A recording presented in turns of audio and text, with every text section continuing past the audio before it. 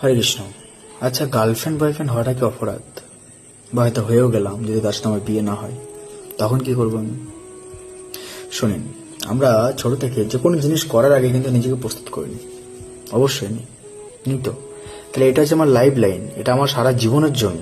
তাহলে এটার জন্য আমরা কেন নিজেকে প্রস্তুত করি না, এটা আমাকে প্রশ্ন করতে হবে। এটা নিজেকে ভাবতে হবে যে আমি নিজে নিজে এটাকে সবসময় রিয়েলাইজ করতে হবে যে আমি তাকে সারা জীবনের জন্য পেতে চাই।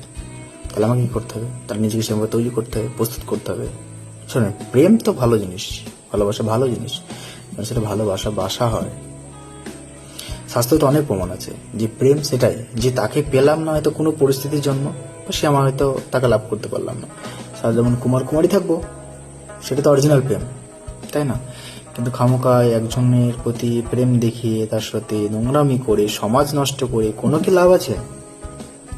কোনো লাভ নেই। তো যেটা করবে নিজেকে প্রস্তুত করে নেবেন, কারণ এটা আমাদের ছেলে খেলা নয়, এটা পুরো লাইফটা আমাদের, পুরো লাইফটা আমাকে তাকে নিয়ে থাকতে হবে। আমি যেন তাকে লাভ করতে পারি, যে কোনো পরিস্থিতির মধ্যে হোক না কেন তাকে যেন পেতে পারি।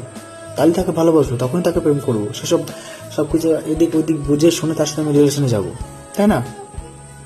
ভাই, দয়া করে সমাজ নষ্ট করো না। তো যেটা করবে খুব ভেবে চিন্তে করবে। সমাজ নষ্ট করে কি লাভ হচ্ছে? কি শিখবে আমাদের পরে যারা আসবে? এগুলো শিখবে? আপনি এটা বিচার করবেন।